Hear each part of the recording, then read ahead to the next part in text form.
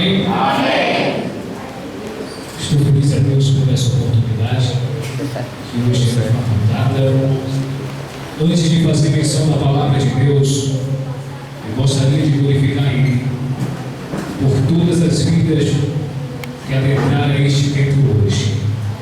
Quero vos convidar a ficar sobre os pés, com permissão de vosso pastor, e abrir a sua Bíblia comigo, Gênesis capítulo de número 22.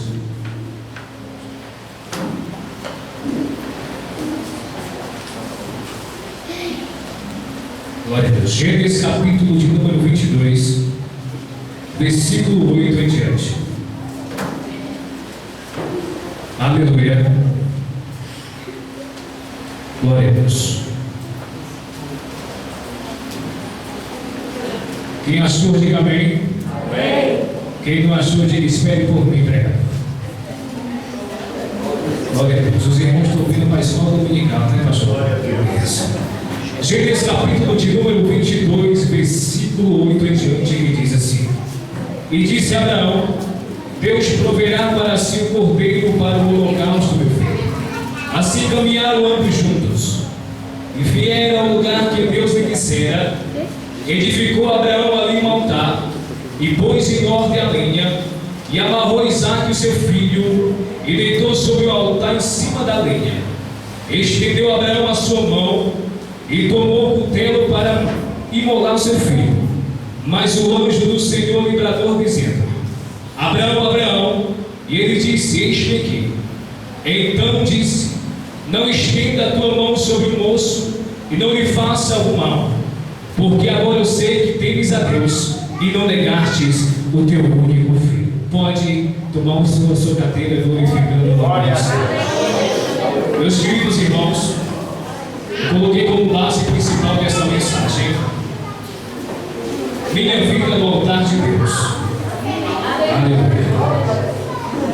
Mas antes de nós entrarmos no contexto da palavra de Deus, eu gostaria, irmãos, que você prestasse a sua memória, a sua mente, a sua atenção por alguns minutos.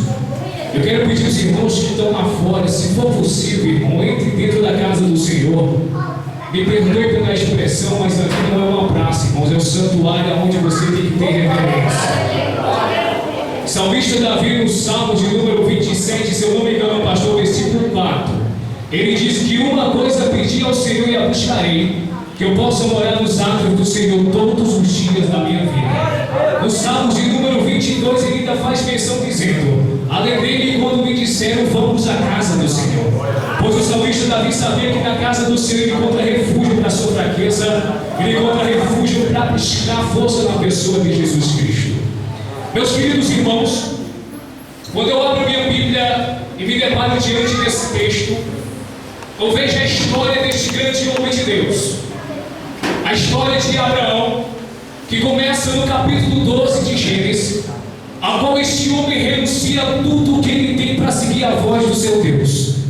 Quando Abraão ele renuncia a sua casa, seu pai, e toma consigo todos os seus bens materiais, seu sobrinho chamado Ló e sua esposa Sarai, e quando ele toma os seus pastores, suas ovelhas, e segue caminhada para uma terra estranha que nem ele mesmo sabia onde era, somente estava obedecendo a voz do Senhor Deus. Quando Deus dá ordem a Abraão, sem perda de tempo, ele obedece à voz de Deus. E quando ele obedece à voz de Deus, nascia ali, naquele exato momento, o homem chamado Pai das Multidões, Pai da Fé. Quando este homem sai da terra do seu pai, da parentela da sua família, nascia naquele exato momento alguém que poderia, pelo menos, dar continuidade à história da raça humana na terra dirigida por Deus. Quando Abraão seguia em frente nessa caminhada, algumas lutas e aflições vieram de encontro a ele. Era um homem já velho, ele tinha que ter um filho. Deus havia feito uma promessa na vida dele, dizendo: eu vou te dar um filho. Mas Abraão começa a indagar com o Senhor, dizendo: mas pai, quem vai herdar tudo que eu tenho é Eliezer de Macedo de Damasco, se eu não me engano. Mas o Senhor, na mesma hora, eu creio assim, pastor, ele diz: olha, eu não sou homem para que minta, e nem filho do homem para que se arrependa de uma prometi na tua vida eu vou te dar. Mas quando Abraão ele ouve a voz de Deus, e quando Deus faz a promessa na vida dele, rapidamente eu creio assim, Abraão chega para sua esposa e fala: olha, Deus prometeu um filho e ele vai nos dar. Naquele exato momento, quem sabe Saraí, ela se alegra com aquela notícia, com aquela promessa, mas ao mesmo tempo ela se entristece porque era estéril e já era mulher de idade. Eu quero abrir um parênteses essa noite, irmão. O meu Deus é o Deus impossível. Ele faz aquilo que o homem não faz e que os olhos do homem nunca viram. O meu Deus, quando ele faz o milagre, ele cala a boca do homem, ele cala a boca de Satanás, porque, meu querido, quando ele realiza alguma coisa, é algo sobrenatural que a medicina não pode explicar, que a letra, que os homens, que o dicionário humano não pode dizer. Somente aquele que é espiritual entende isso. Quando Deus fez a promessa na vida de Abraão, e quando Sara soube daquela notícia, todo crente assim, irmão, quando Deus faz uma promessa, hoje ele pula, ele fala em negócio estranha, mas quando chega no outro dia, já se esquece que a promessa que Deus fez na vida dele. Eu estava conversando com um dos profetas dessa nação, e ele falava para mim o seguinte: Samuel, a profecia que quando Deus manda para um crente, só dura 2 dias. Sabe por quê, irmão? Primeiro dia ele está alegre, mas depois que ele passa, ele se esquece. Ele sabe que a obra é árdua e ninguém é fácil de entrar nela. Ele sabe, e o meu Jesus Cristo, num dos seus sermões, ele falou dizendo: aquele que coloca a mão no arado jamais deve olhar para trás. Quando Abraão, ele coloca a mão no arado, ele poderia ter olhado para trás, mas o Espírito Santo de Deus estava direcionando ele, dizendo: olha, foi Deus que te prometeu, e se ele te prometeu, ele vai cumprir na tua vida. E de repente, uma das promessas se cumpre. Deus muda o nome de Abraão para Abraão, pai de multidões. Pense no homem que tem fé. Eu quero abrir um parênteses aqui essa noite, irmão. Está precisando de crente assim, crente que possa mover o coração de Deus, crente que possa dizer para o Senhor, como disse Moisés: Senhor, se o Senhor não for conosco, nós não faça prosseguir esta caminhada e nem subir este monte, Pai. Está precisando de crente, irmãos, que pelo menos ainda saiba o que é oração, ainda saiba o que é batismo com o Espírito Santo. A igreja do século 21, ela já não sabe mais o que é isso.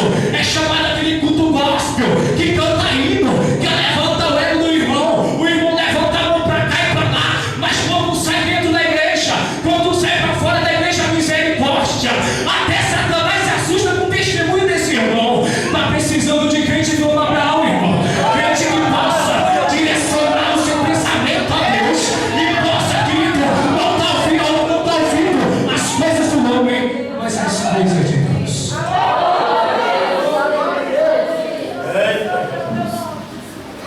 Glória a Deus. Antes desse moço me convidar para ministrar, eu falara com Deus e dizia para ele: Pai, nós estamos necessitando de um avivamento que venha mudar o caráter dos crentes.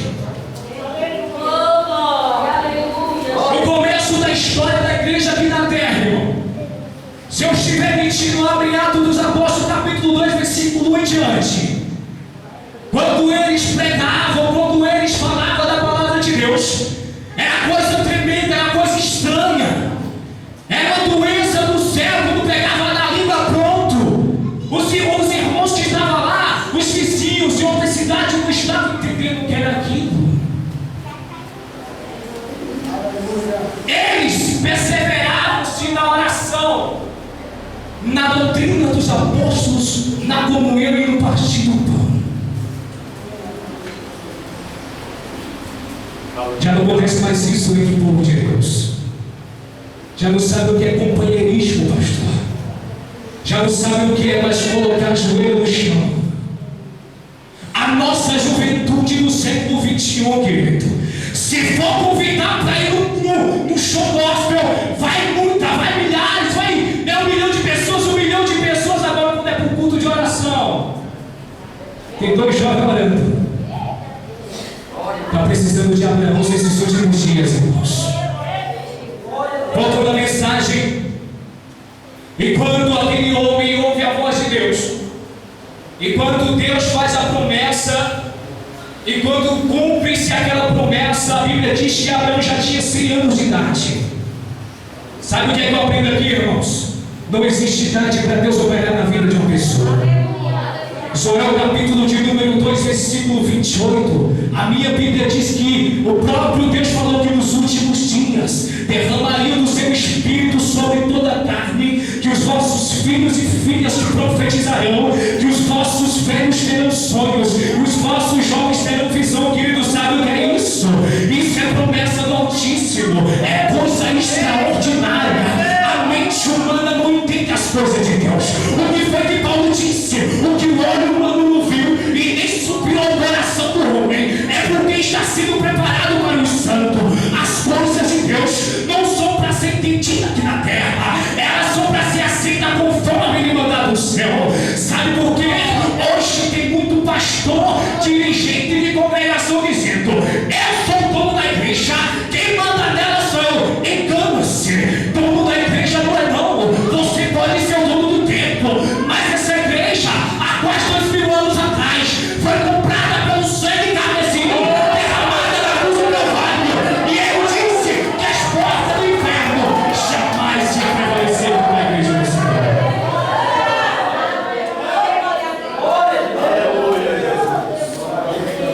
Glória a Deus.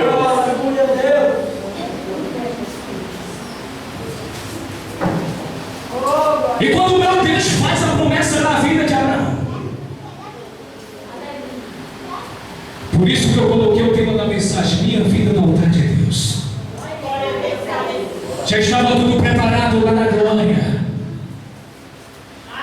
Quem sabe Deus falou assim: olha, eu vou dar um filho a ele, mas eu vou deixar a fé desse homem. Eu quero ver se esse homem vai renunciar.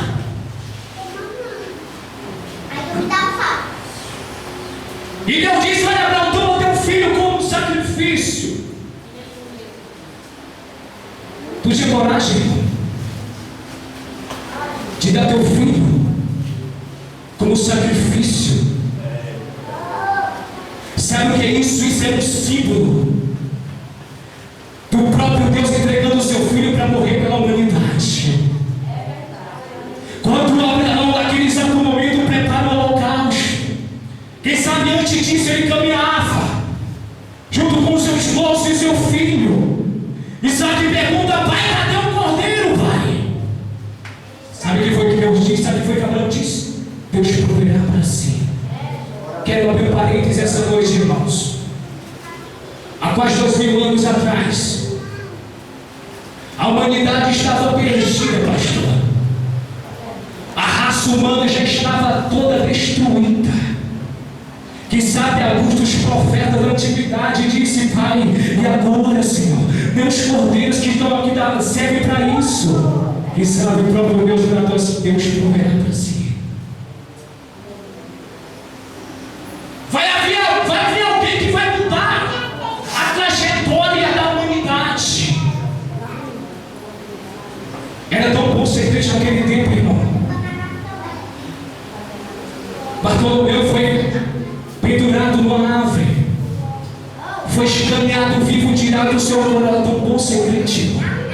Pedro foi crucificado de cabeça para baixo. Era tão bom ser crente. No capítulo 12 de Atos dos Apóstolos, a Bíblia diz que Tiago foi martirizado. Era tão bom ser crente naquele tempo. Eles morriam, era como Estevão. Estevão estava sendo apedrejado, estava sendo morto, mas ele olhava para o céu, o rosto dele brilhava. Era a face do rei, era a face do mestre Jesus. Ele falava: olha, daqui a pouco tu vai estar aqui comigo. Não se importa com as pernas. Está faltando um crente assim, irmãos. Glória a Deus. Aleluia. Glória a Jesus. E quando Abraão estende a sua mão para sacrificar o seu filho, a minha Bíblia diz que na mesma hora o anjo guiador dizia a Abraão. Algumas traduções dizem: não mates o teu filho. Agora eu sei que tu temes a Deus. Sabe o que é isso, irmão? Necessidade de renunciar aquilo que muitas vezes Deus dá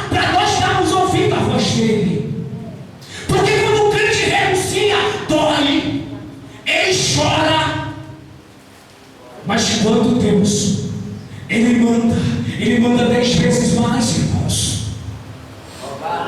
Quem sabe agora baixou sua cabeça e disse amém, Deus.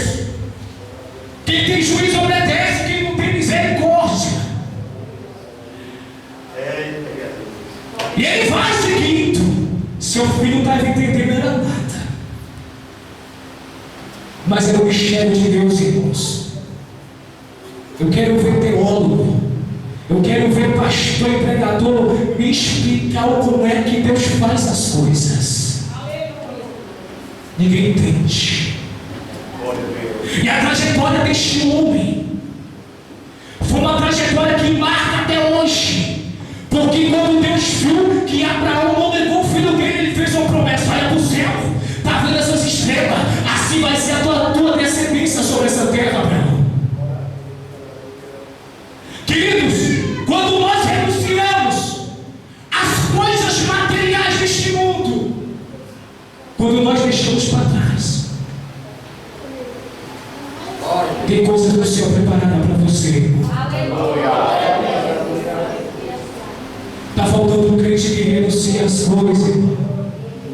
Está faltando um crente, irmãos, que possa dizer como profeta messiânico: eis-me aqui, Jesus. Hoje, no século 21, está muito fácil, pastor, ser crente. Está muito fácil andar com a Bíblia debaixo do braço. Agora tem uma vida no altar de Deus que está difícil, irmão.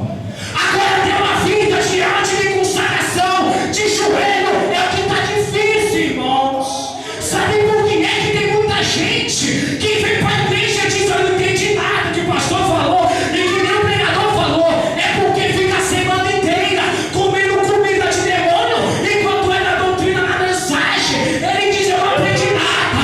É, irmão, se tu não tiver uma vida diante do altar de Deus, tu vai ser um cemitério nessa terra. Agora, se tu tiver uma vida no altar vivo, pode se preparar, que tem pedras vivas de alma. Está faltando crente, irmãos. Como no capítulo 37, versículo 9 de Gênesis, Deus, ele dá um sonho a um jovem chamado José. Pense no jovem que tinha a sua vida no altar e foi perseguido pelos seus próprios irmãos.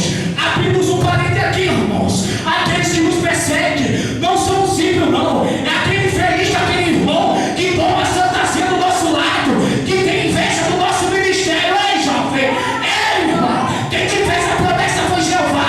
Pode se levantar pastor, pode se levantar homem, mas foi Deus que prometeu. E ele tinha uma vida no altar. Pense um jovem perseguido, irmão, só porque ele disse que o sol e a lua e 11 estrelas se inclinavam perante ele. Os seus irmãos tiveram inveja. No capítulo 37, versículo 3, a Bíblia diz que José, que Jacó, ele faz uma túnica de várias cores para seu filho. Assim, ali se levanta a ira dos seus irmãos. Mas José tinha vida no altar, irmãos. Pense ali, foi perseguido, foi vendido de prisioneiro para ser governador. Antes de Deus dar vitória ao crente, ele passa por um processo espiritual. Aquilo que o profeta Jeremias, no capítulo 18, disse: que tem que descer a casa do oleiro. Ele quebra o vaso, ele quebra todinho. Enquanto ele quebra, ele faz um vaso novo, cheio de unção, que enquanto transporta, o inferno, o capeta se treme. Porque quando esse crente está marchando na presença de Deus, não tem pastor que segure. Sabe o que é isso, irmão? É porque ele passou muito tempo pela prova, pela peneira de Jeová. Chegou um tempo de exaltação.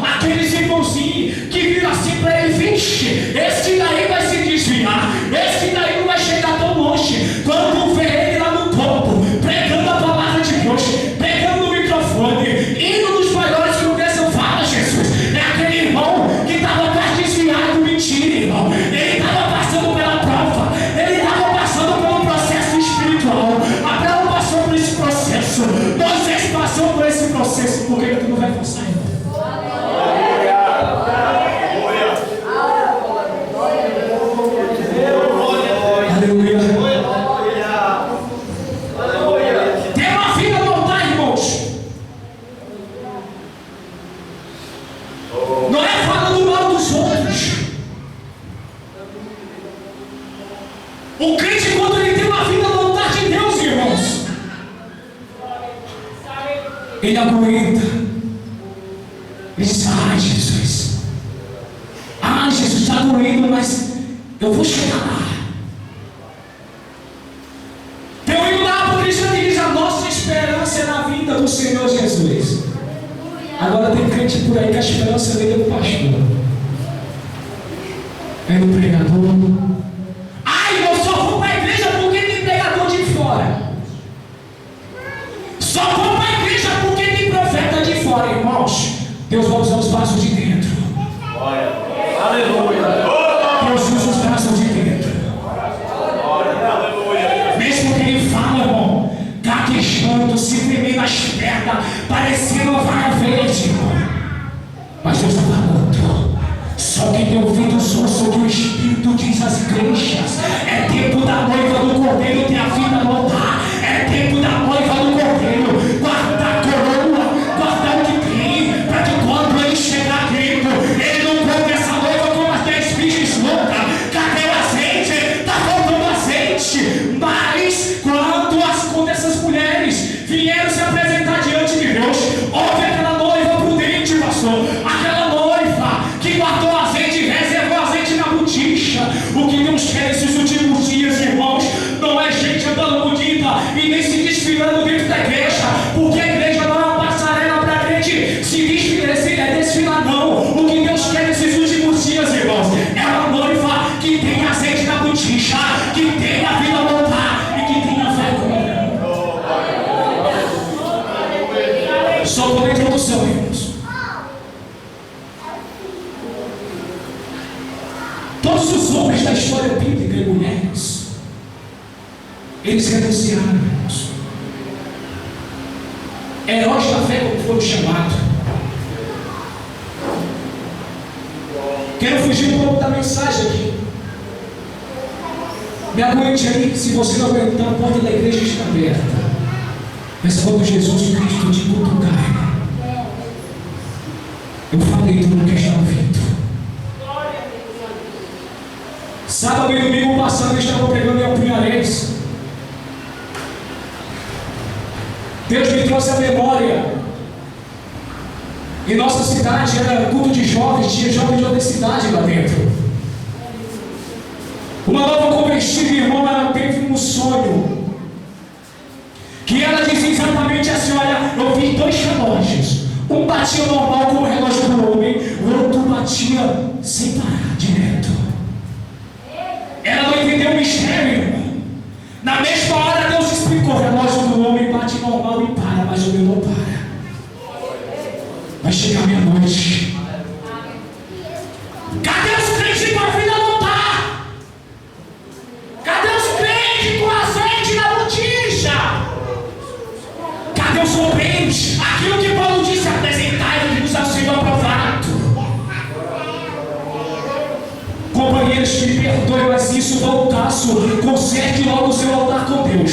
Triunfei o meu grito. Quando é dentro de casa, misericórdia. Dentro da igreja é um santo. Mas quando chega dentro de casa, o altar desconcertado, ele pula, faz aquele reteté do Marcos Feliciano, planta a bananeira, grita quando chega em casa: meu Deus do céu, altar desconcertado. É por isso que tem muita gente entrando na presença de Deus com o altar desconcertado.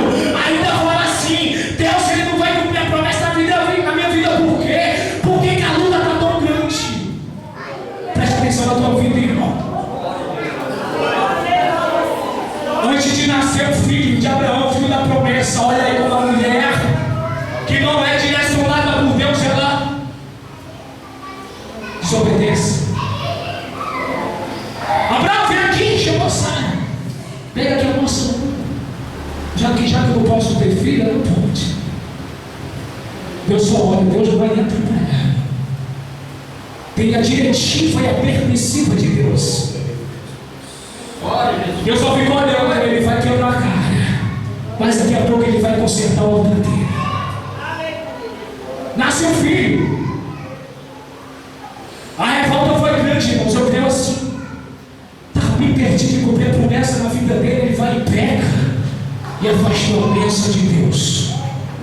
Sabe por que é que Deus ainda não te fez aquela vitória, irmão, que tu tanto precisa?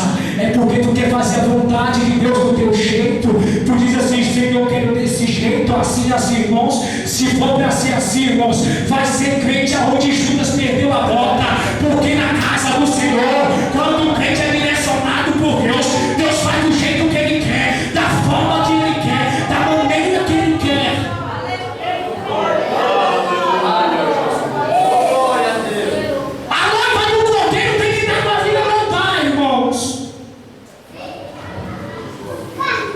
Tem mais um jovem chamado Davi, ou David, uma dos chamas. Davi, irmãos, menor da casa de Jessé, é aquele irmão que está dentro de casa, que o pastor não liga para ele. É aquele jovem que tem promessa de ser um grande pregador, mas ninguém liga para ele. O bichinho tem uma vida lotada. O bichinho tem a vida em consagração, mas ninguém liga para ele. Mas vai chegar um tempo, irmãos. Só quem crê vai levantar a mão e vai receber essa profecia.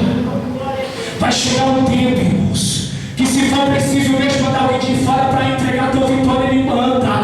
Mas enquanto houver vaso dentro dessa igreja, ainda vai existir azeite para Deus derramar. Ainda vai existir ainda o intercâmbio entre os céus e a terra e o céu.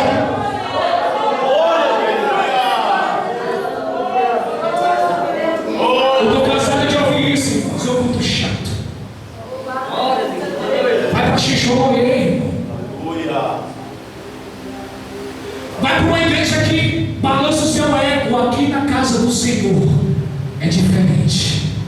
Ele quebra primeiro o vaso, conserta o altar para entrar na presença dele.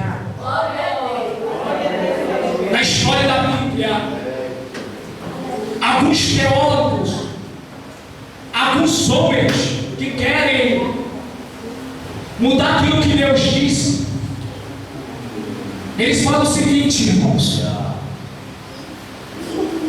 todos esses homens e mulheres de Deus que a Bíblia faz menção, que obedeceram à voz de Deus, foram por impulso. Mentira. Eu não creio nisso. Quando Abraão teve um encontro com Deus, irmãos, ele sentiu algo diferente na vida dele. Quando o crente tem um encontro com o Senhor, irmãos, o crente muda, a visão dele muda, tudo muda. Ele diz: eu quero mais Jesus, eu quero sentir mais Jesus. Eu conheço jovens, irmãos, que estava na sarjeta, conheço até um que era traficante, irmão. Ele disse que quando foi na frente sentiu algo queimando nas pernas. Ele disse: o que é isso, Jesus? O que é isso, Jesus? Ele disse que não aguentou, irmão, bateu em retirada.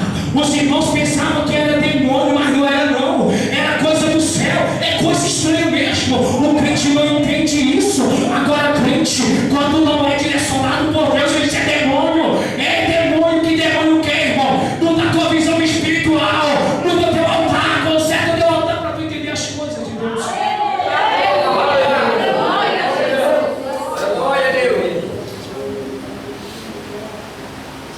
Alguns dizem por aí: olha, para entrar no céu, vida não dá.